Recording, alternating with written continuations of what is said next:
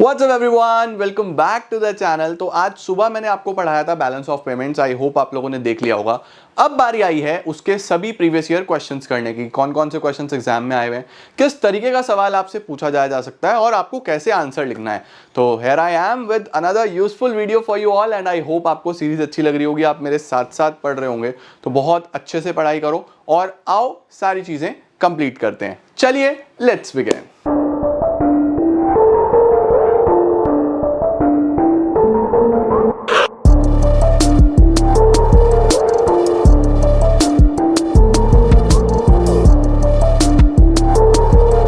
तो गाइज हम लोग शुरू करते हैं बैलेंस ऑफ पेमेंट्स में बड़े क्वेश्चंस के साथ। ठीक है, तो सबसे पहला जो क्वेश्चन है आपके सामने वो आ गया ये, a country with trade deficit, a country with trade deficit can not have current account surplus. अब देखो आपको ये समझना है कि basically what is trade deficit. ठीक है, ट्रेड डेफिसिट क्या है? ट्रेड डेफिसिट हमारे पास है जब डेफिसिट आ रहा हो हमारे पास गुड्स में, तो उसको हम क्या बोल देते हैं? ट्रेड डेफिसिट, यानी बैलेंस ऑफ ट्रेड भी बोलते हैं ना, बीओटी। तो ये बोल रहा है कि अगर आपका बीओटी नेगेटिव में है तो क्या करंट अकाउंट में सरप्लस नहीं हो सकता? अरे हो सकता है भाई, क्यों नहीं हो सकता? क्योंकि उसमें तो और भी चीजें आती हैं, उसमें सर्विसेज भी आती हैं, यूनिलेटरल ट्रांसफर्स भी आते हैं, उसके बाद उसके अंदर छोटी मोटी इनकम्स भी आती हैं। तो अगर उनमें पॉजिटिव हो गया तो पॉजिटिव हो जाएगा। तो यहां पे बोल रहा है क्या आप एग्री करते हो इस स्टेटमेंट के साथ? विद रीजन डिस्कस करो। तो हम लिखेंगे no. Trade deficit occurs, trade deficit कब होता है? व्हेन वैल्यू ऑफ गुड्स या visible imports is more than the value of goods या विजिबल एक्सपोर्ट्स। ना ना ना ना ना ना, ये साइन गलत लग गया। जब हमारे पास इंपोर्ट ज्यादा हो, पैसा बाहर ज्यादा जा रहा है, और वैल्यू ऑफ एक्सपोर्ट्स कम हो, तो उस सिनेरियो में आपके पास क्या होगा? डेफिसिट आएगा। ठीक है, अब हमने पहली वाली सिचुएशन को एक्सप्लेन कर दिया। अब हमें करना है कि करंट अकाउंट में क्या सरप्लस कब आएगा। तो यहाँ पे हम लिख देते हैं, ट्रेड नहीं, हम लिख देते हैं current account surplus, CS, current account surplus in this situation will arise. Current account surplus कब आएगा? जब डेफिसिट ऑन करंट अकाउंट, अगर जो डेफिसिट है वो करंट अकाउंट में कम है than the surplus on account of invisibles. यानी कि इसके बाद हम लोग तभी चले जाएंगे सरप्लस में अगर इनविजिबल सर्विसेज की अगर हम बात करें तो सर्विसेज में जो आपके सरप्लस है, यानी जो एक्सपोर्ट्स हैं वो ज़्यादा है। इसके अंदर आप और भी चीज़ें लिख सकते हो, इनविजिबल्स लिख सकते हो, उसके बाद यूनिलेटरल ट्रांसफर्स लिख सकते हो, एटसेट्रा। बस एटसेट्रा की भी जरूरत नहीं है, यूनिलेटरल ट्रांसफर्स पे आप खत्म कर दो। ठीक है ना। तो हमारे पास अगर इकोनॉमी में ट्रेड डेफिसिट है तब भी करंट अकाउंट सरप्लस में हो सकता है। ओके, नेक्स्ट क्या है? Define trade surplus, how is it different from current account surplus. तो ट्रेड सरप्लस जो है वो आपका सिर्फ और सिर्फ गुड्स के केस में आएगा, और करंट अकाउंट सरप्लस आपका ओवरऑल 4 आइटम्स मैंने आपको समझाई थी, चारों को कंसिडर करते हुए आएगा। Trade surplus refers to excess of value of exports of visible items over the value of imports. Perfect. And current account surplus refers to excess of receipts from value of visible, invisible, unilateral over the payment of visible, invisible and unilateral. It is a broader concept. ठीक है जी। इसके बाद क्या आता है हमारे पास? Which transaction determine the balance on trade? When is the balance of trade in surplus? फिर BOT पे क्वेश्चन आ रहा है, कौन सी ट्रांजेक्शंस BOT को डिटरमाइन करती हैं? तो BOT को डिटरमाइन करेंगे सिर्फ transactions related to goods. Perfect. और सरप्लस कब आएगा? जब एक्सपोर्ट ऑफ गुड्स ज्यादा होंगे इंपोर्ट ऑफ गुड्स से। सही है जी, इस तरीके से आप लिख सकते हो। परफेक्ट। चलो नेक्स्ट क्या आ रहा है हमारे पास? देखो, calculate the current account balance from the following information. अब हमें करंट अकाउंट का बैलेंस निकालना है। अब देखो इस तरीके का क्वेश्चन आपके पास आ सकता है, which is very very important. तो क्या क्या है हमारे पास? देखो, हम लोग जब बात करते हैं करंट अकाउंट की, जब हम करंट अकाउंट की बात करते हैं तो ऐसे लिख लेता हूँ, एक्सपोर्ट्स और इम्पोर्ट्स, विजिबल, इनविजिबल, यूनिलेटरल। सबसे पहले एक्सपोर्ट ऑफ विजिबल आइटम्स 125 का एक्सपोर्ट आ गया। Import of invisible items, invisible का इंपोर्ट, ये 70 आ गया। उसके बाद इंपोर्ट ऑफ विजिबल आइटम्स, ये 90 आ गया। उसके बाद एक्सपोर्ट ऑफ इनविजिबल आइटम्स, ये 95 आ गया। Gifts and transverse from rest of the world, ये हमारे पास पैसा आ रहा है, पैसा आ रहा है तो हमारे पास पॉजिटिव साइड में आएगा। पॉजिटिव साइड में आ रहा है तो इसका मतलब वो यहीं पे आने वाला है, पॉजिटिव साइड में 25। तो इसका अगर आप टोटल लगा दोगे क्या क्या हो जाएगा हमारे पास? 125 प्लस 25 150 245 माइनस 90 और 70 कितना हो जाएगा हमारे पास 160, तो ये आपके पास आ जाएगा 85 आंसर। पूरा लिखना है इसको करोड़ में, क्योंकि सब कुछ करोड़ में है, तो आप यहाँ पे लिखोगे ₹85 करोड़, ये आंसर आ गया। इस तरीके से बच्चे बैलेंस निकाला जाता है। परफेक्ट। चलो नेक्स्ट क्या है, what is mean by current account deficit and current account surplus, उनकी सिग्निफिकेंस बताओ। ये मैंने आपको सिखाई दिया था कि करंट अकाउंट डेफिसिट क्या होता है, जब करंट अकाउंट में जो आउटफ्लोज हैं वो ज़्यादा हैं इनफ्लोज से, तो डेफिसिट आएगा, और अगर इनफ्लोज ज़्यादा हैं आउटफ्लोज कम है तो फिर सरप्लस आ जाएगा। बेसिक सी चीज़ है जो आप यहाँ पे लिख के आ सकते हो। ठीक है, परफेक्ट है जी। चलो, what will be the effect on the balance of payment of किस चीज़ का, देखो दो चीज़ें लिखी हुई हैं, बीओपी पे क्या इम्पैक्ट आएगा, दो चीज़ों का, एक तो मेक इन इंडिया प्रोग्राम का और दूसरा इंपोर्ट ऑफ पल्सेस का। परफेक्ट है। अब देखो मेक इन इंडिया में क्या होगा, मेक इन इंडिया ये है कि हम बहुत सारा सामान अपने भारत में बनाएंगे, खुद भी यूज़ करेंगे और बाहर भी एक्सपोर्ट करेंगे। तो जब हम खुद भी यूज़ करेंगे और बाहर भी एक्सपोर्ट करेंगे तो हमारे पास बहुत सारी बाहर से फॉरेन एक्सचेंज आएगी, तो हमारा बीओपी बेटर होगा। सही। और दूसरा है इंपोर्ट ऑफ पल्सेस, अगर हम इंपोर्ट करते हैं तो पैसा बाहर जाता है बहुत सारा, जिस वजह से हमारा बीओपी पे नेगेटिव इंपैक्ट आएगा। तो क्या लिख सकते हैं, make in India will increase the supply causing improvement in BOP. Import of pulses will lead to outflow of foreign exchange causing adverse impact on the BOP. Perfect. ठीक है, इसके बाद क्या आता है हमारे पास, क्वेश्चन नंबर 37। देखो लिखा हुआ है, are the following entered on the credit side और debit side in the current account और the capital account in the BOP, और उसके रीजंस भी दो। 5 चीजें लिखी हुई हैं, आपको बताना है ये कौन सी साइड में रिकॉर्ड होगा। वीडियो को यहीं पॉज करके पहले अपनी कॉपी में लिख के इन्हें लिख लो, ताकि आप गलती ना करो। आराम से लिख लो, कोई जल्दी नहीं है। वीडियो पॉज करो, इन 5 को लिखने की कोशिश करो कि कौन सी साइड में आएगा। पूरा कॉन्सेप्ट समझाया हुआ है मैंने आपको। सबसे पहले इन्वेस्टमेंट फ्रॉम अब्रॉड। लो जी, number 1 is investment from abroad. सोचो, क्या हमने इन्वेस्टमेंट फ्रॉम अब्रॉड करंट में लिखी थी? करंट में तो विजिबल, इनविजिबल, यूनिलेटरल और छोटी मोटी income, borrowings, lending, investment to and from capital account में लिखी थी। अब पैसा आ रहा है तो पॉजिटिव साइड में आएगा, तो it is recorded in the capital account because it creates a liability to pay. Reason आ गया, it is recorded on credit side. ठीक है जी। दूसरा है transfer of funds to relatives abroad. आपने फंड ट्रांसफर करे हैं रिलेटिव्स को, this is a unilateral transfer. अब कोई इंडिविजुअल यहाँ से रिलेटिव्स को अपने पैसा भेज रहा है तो यूनिलेटरल है, करंट अकाउंट में आएगा। पैसा जा रहा है तो नेगेटिव साइड में आएगा। It is recorded in current account because it doesn't change any liability or asset, it is recorded on debit side. Perfect. Import of machine, simply machine है आपके पास, गुड्स इंपोर्ट हो रहे हैं, है ना, गुड्स इंपोर्ट हो गए तो करंट अकाउंट में आएगा, पैसा जाएगा तो डेबिट साइड में आएगा। It is recorded as visible item in current account because it doesn't change any liability or an asset, it is recorded on debit side. सही हो गया। नंबर 4 क्या था हमारे पास, interest on loan received. Interest on loan received, अब देखो कई बार ना कुछ बच्चे इसको पढ़ते ही नहीं है, जो छोटी मोटी इनकम वगैरह है ना ये छोड़ देते हैं, क्योंकि सिर्फ विजिबल, इनविजिबल, यूनिलेटरल और कैपिटल याद रखते हैं। अब छोटी मोटी इनकम भी तो करंट का पार्ट है ना, तो ये भी अगर आ रही है ना, interest on loan received, yes आ रहा है, तो करंट अकाउंट के पॉजिटिव साइड, क्रेडिट साइड में आएगा। लास्ट है import of mobile phone from China. हमने मोबाइल फोन्स खरीदे हैं चाइना से, पैसा जाएगा हमारे पास से, पैसा जाएगा तो कहाँ पे रिकॉर्ड करोगे आप, करंट अकाउंट में। मोबाइल फ़ोन एक गुड्स की तरीके से ट्रीट होगा और करंट अकाउंट में हम रिकॉर्ड करेंगे इसको आउटफ्लो की तरीके से, पैसा गया। ठीक है, डेबिट साइड। चलो सॉर्टेड। उसके बाद नेक्स्ट क्या होता है, ये क्वेश्चन डन है हमारा। इसके बाद आता है where will sale of machinery to abroad will be recorded in BOP, give reasons. Question ऐसा ही आना है, कहाँ रिकॉर्ड करेंगे। अब sale of machinery, purchase of machinery, ये गुड्स है, सीधा सीधा आप इसको गुड्स में कंसिडर करो। परफेक्ट। तो ये हमारे पास सारे के सारे करंट अकाउंट में रिकॉर्ड होंगे।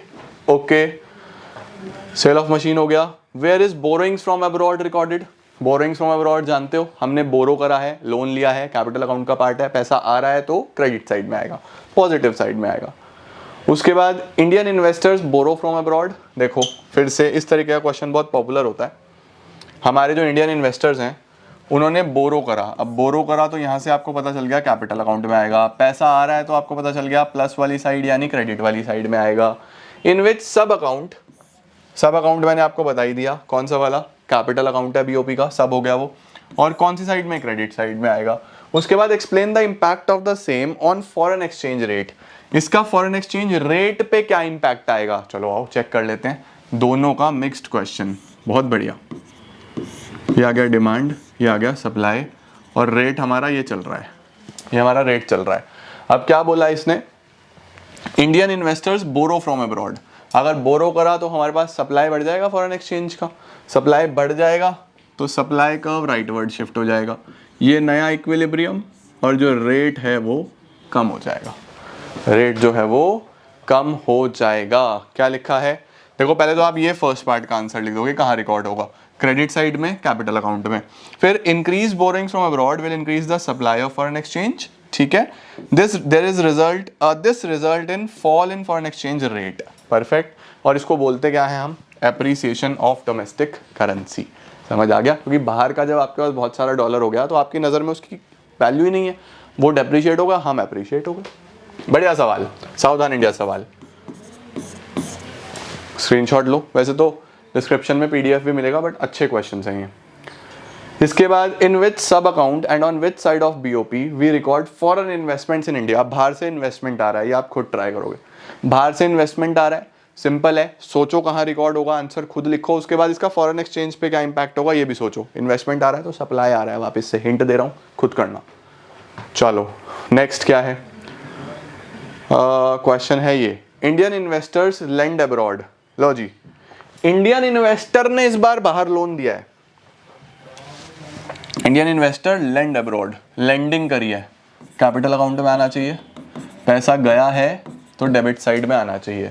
इन which sub account and on which side of BOP it is recorded, impact बताओ इसका फॉरेन एक्सचेंज रेट पे, फॉरेन एक्सचेंज रेट पे इस पे क्या इम्पैक्ट होगा, अब रेट बढ़ने वाला है भैया, क्यों बढ़ने वाला है, क्योंकि आपके पास सप्लाई कम हो जाएगा इससे, ठीक है।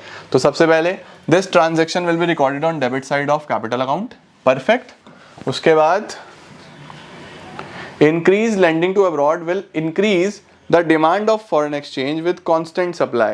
This will lead to rise in foreign exchange rate. This is termed as depreciation of domestic currency. Low sir,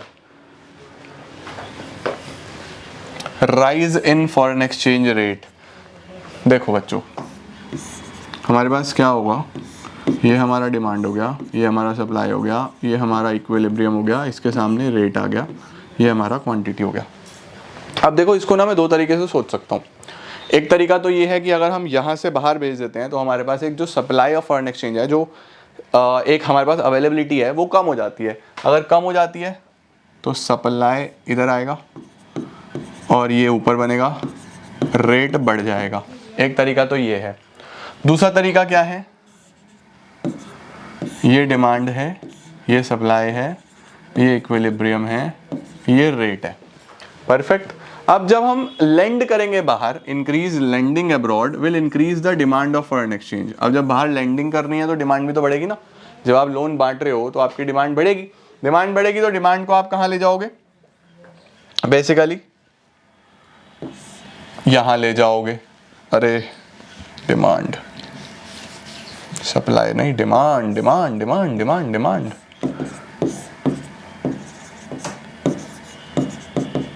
तो आप डिमांड को इधर ले जाओगे, डिमांड बढ़ गया तो इससे भी क्या होने वाला है, रेट बढ़ने वाला है। तो एक क्वेश्चन को दो नज़रिए से देखा जा सकता है, एक तो ये है कि इससे या तो डिमांड बढ़ेगी या फिर सप्लाई कम हो जाएगी, परफेक्ट है या नहीं है। तो इस तरीके से this is how the answer is to be written, rate बढ़ेगा, ओके। उसके बाद क्या आता है हमारे पास, differentiate between current account and capital account, ये बेसिक है, ये आप खुद करोगे, सिंपल क्वेश्चन, करंट और कैपिटल में क्या फ़र्क होता है। उसके बाद explain the concept of deficit in BOP of a nation, deficit को आपको रिकॉर्ड करना है कि डेफिसिट होता क्या है, ठीक है ना, डेफिसिट आप जानते हो, explain the concept of deficit, कि जब भी नेगेटिव बैलेंस आ रहा होगा बीओपी में उसको हम डेफिसिट बोलते हैं। Deficit in BOP account can be defined as follows, when the receipts on account of autonomous transactions are less than the payment on account of autonomous transactions. अब autonomous transactions क्या होती हैं, autonomous transactions मैंने आपको कल भी last में बताया था कि ऑटोनॉमस ट्रांजैक्शंस वो ट्रांजैक्शंस हैं जो प्रॉफिट मोटिव के लिए करी जाती हैं। मैं थोड़ा और ब्रीफ कर देता हूँ क्योंकि बच्चे कॉमेंट्स में बोल रहे थे कि सर इसको थोड़ा और समझा दो। हमारे पास ना दो तरीके की ट्रांजैक्शंस होती हैं, ऑटोनॉमस, एकोमोडेटिंग। ऑटोनॉमस ट्रांजैक्शंस वो ट्रांजैक्शंस होती हैं जो करी जाती हैं with the purpose of earning profits, और एकोमोडेटिंग होती हैं जो करी जाती हैं to balance the autonomous transactions. इसका मतलब ये है कि ऑटोनॉमस में अगर प्लस माइनस हो रहा है तो उसको बैलेंस आउट करने के लिए एकोमोडेटिंग ट्रांजैक्शंस करी जाती हैं। उसके बाद जो ऑटोनॉमस ट्रांजैक्शंस हैं उनका एक दूसरा नाम होता है जिनको हम अबव द लाइन बोलते हैं, एकोमोडेटिंग को हम बिलो द लाइन बोलते हैं। सही है। अब हमारा जो बीओपी है, आप देखो विजिबल्स, इनविजिबल, यूनिलेटरल, वो जितने भी ट्रांसफर्स होने हैं वो प्रॉफिट के लिए होते हैं, तो उन सबको हम ऑटोनॉमस ट्रांजैक्शंस ही बोलते हैं। इसलिए बोल रहा है कि अगर रिसिप्ट जो है वो कम हो किससे, पेमेंट से, यानी पेमेंट ज़्यादा है, तो उस सिनेरियो में हम ये बोल देते हैं कि रिसिप्ट कम है, पेमेंट ज़्यादा है, तो हमारा जो बीओपी है वो डेफिसिट में है, सिंपल। और दूसरा क्या है, when debit side of BOP is more than the credit side of BOP, debit ज़्यादा है यानी खर्चे ज़्यादा हैं, तो भी हम उसको डेफिसिट ही बोलेंगे। ठीक है जी। डिफाइन ट्रेड सरप्लस, ये आ गया था, अभी नीचे आया था, trade deficit, trade surplus. Trade surplus में सिर्फ और सिर्फ गुड्स की बात करोगे आप, क्वेश्चन रिपीट हो रहा है। BOP is always balance in accounting sense, defend और refute। डिफेंड का मतलब एग्री, रिफ्यूट का मतलब डिसएग्री। ठीक है, आप डिफेंड करो या रिफ्यूट करो, डू यू एग्री और नॉट, ये है डिफेंड और रिफ्यूट। ठीक है, आपको बोल रहा है जो बीओपी है वो हमेशा बैलेंस होगा अकाउंटिंग सेंस में, दिस इज ट्रू, ये बिल्कुल सही है। मैंने आपको पढ़ाया भी था कि जब हम अकाउंटिंग सेंस में देखते हैं, डबल एंट्री सिस्टम है, हर चीज़ दो जगह रिकॉर्ड होगी, तो ये हमेशा बैलेंस होगा। लेकिन इकोनॉमिक सेंस में तीन तरीके से हो सकता है, बैलेंस भी, सरप्लस भी, डेफिसिट भी। BOP is always balanced in accounting sense. It means that in operating sense, if there is current account deficit, the same is covered by making surplus transactions in the capital account. हमेशा match करके चलते हैं, सही है। उसके बाद क्या आ रहा है, distinguish between current account deficit and trade deficit. भाई ट्रेड डेफिसिट सिर्फ और सिर्फ बैलेंस ऑफ ट्रेड के बारे में बोल रहा है, करंट अकाउंट डेफिसिट एक ओवरऑल बड़ा डेफिसिट है, तो इसके अंदर सभी ट्रांजैक्शंस का डेबिट बैलेंस ज़्यादा रहेगा, इसके अंदर सिर्फ गुड्स का डेबिट बैलेंस ज़्यादा रहेगा। लो, when current account deficit occurs, then receipts of current account transactions are less than the payment of current account transactions, whereas trade deficit is a situation when value of exports of goods is less than the value of import of goods। ठीक है, perfect है। उसके बाद एक question आया है, define BOP और उसके कंपोनेंट्स, पूरा लिख देना है आपको as it is, copy paste, बहुत इंपॉर्टेंट है, यहीं से क्वेश्चन बन रहा है देखो सारा। ठीक है, what do you mean by official reserve transactions.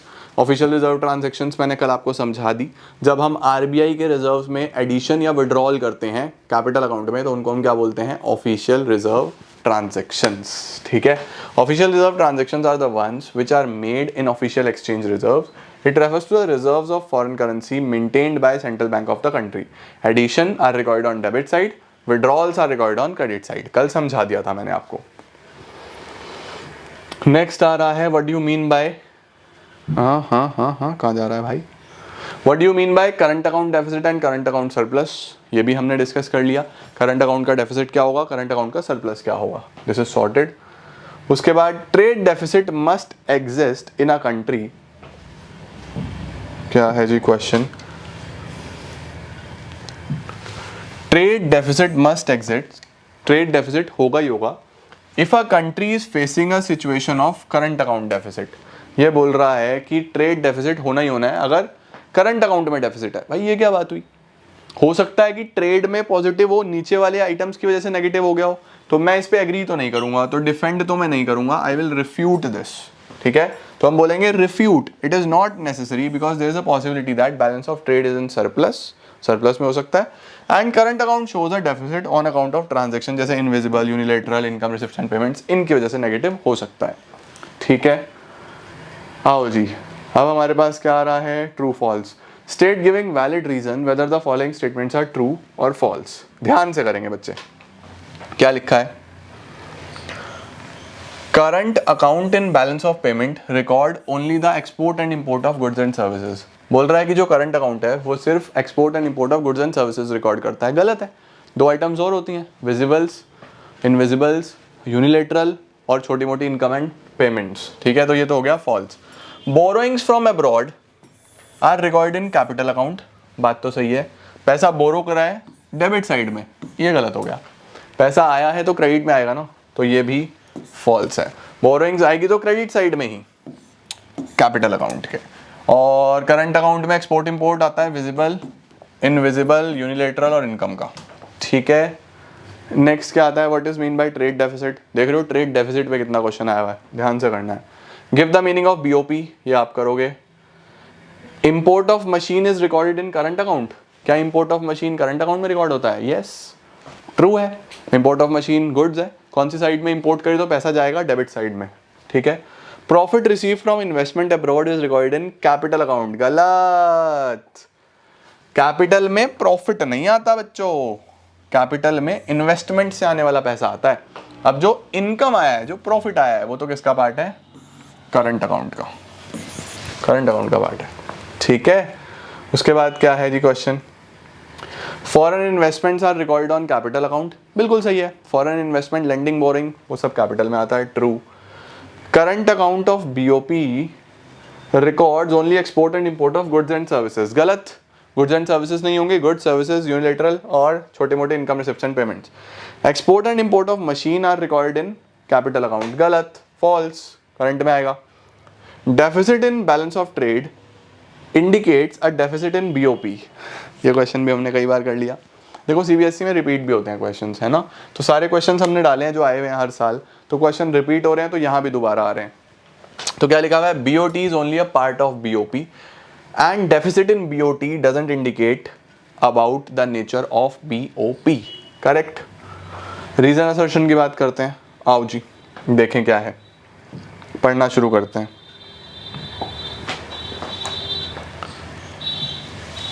Purchase of second-hand machine from abroad is not record in the balance of payment।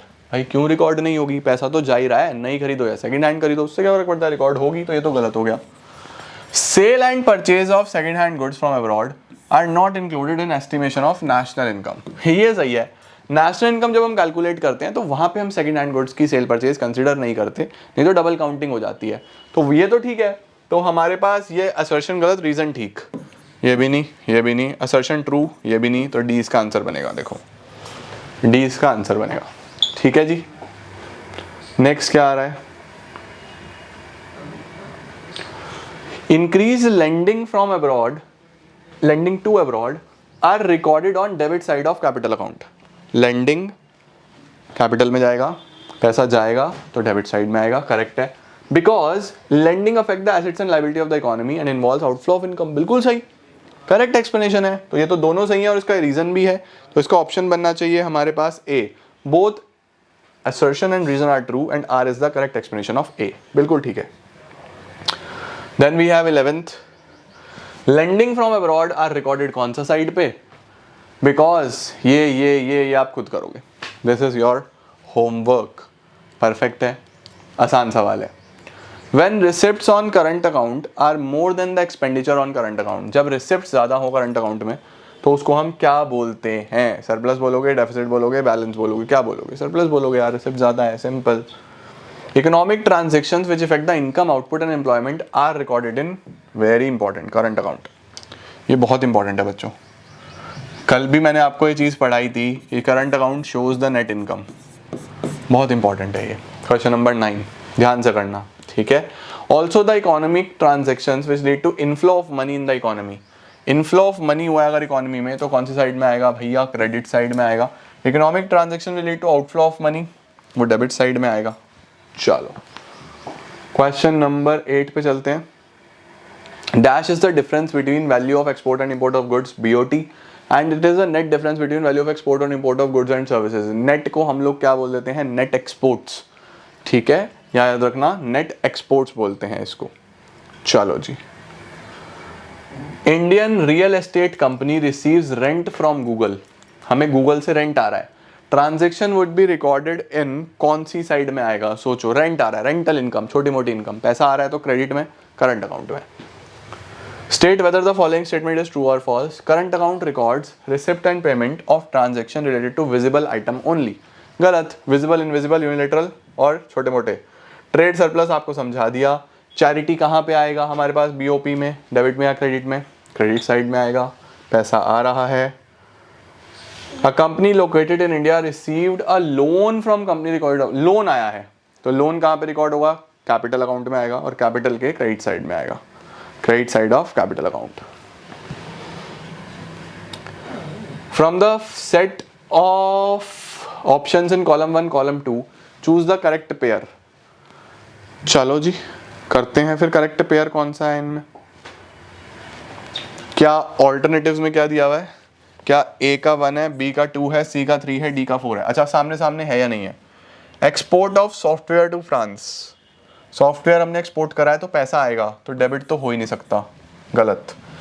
Import of machine, machine import करी है, पैसा जाएगा, कैपिटल अकाउंट में आएगा, गलत, करंट में आएगा। Remittance to relative staying abroad, remittance to relative unilateral transfer है, पैसा जा रहा है डेबिट साइड में, करंट अकाउंट में, ये बिल्कुल सही है। Investment by Apple firms in India, investment हुआ है, एप्पल ने इंडिया में इन्वेस्टमेंट करा है, पैसा आ रहा है, बट ये कैपिटल अकाउंट में जाना चाहिए। क्रेडिट तो सही है बट करंट अकाउंट गलत है, तो इसका ऑप्शन बनेगा सी के साथ तीसरे को मिलाओ, ये करेक्ट है, ये गलत है, ये गलत है, ये गलत है, डन। लास्ट क्वेश्चन, इसमें भी क्या करना है, मैच करना है। करंट अकाउंट सरप्लस क्या होता है, करंट अकाउंट सरप्लस क्या होता है, बैलेंस करंट अकाउंट क्या होता है, करंट अकाउंट डेफिसिट क्या होता है, ये आप खुद मैच करोगे। इसी के साथ आपके बहुत सारे क्वेश्चन समाप्त होते हैं और आई होप आपको बीओपी बहुत अच्छे से समझ में आ गया होगा और मैंने समझाया बहुत अच्छे से था, बहुत दिल से समझाया था। अगर आपने वीडियो नहीं देखा तो देख लो, बड़ा इंपॉर्टेंट वीडियो है और बहुत प्यार से बहुत कॉन्सेप्चुअली मैंने चैप्टर समझाया है बिना किताब खोले। Thank you so much everyone, मिलता हूँ मैं आपको नेक्स्ट वीडियोज़ के साथ, तब तक आप अच्छे से पढ़ाई करते रहो। All the best, I am gonna see you all super soon, take care, bye bye.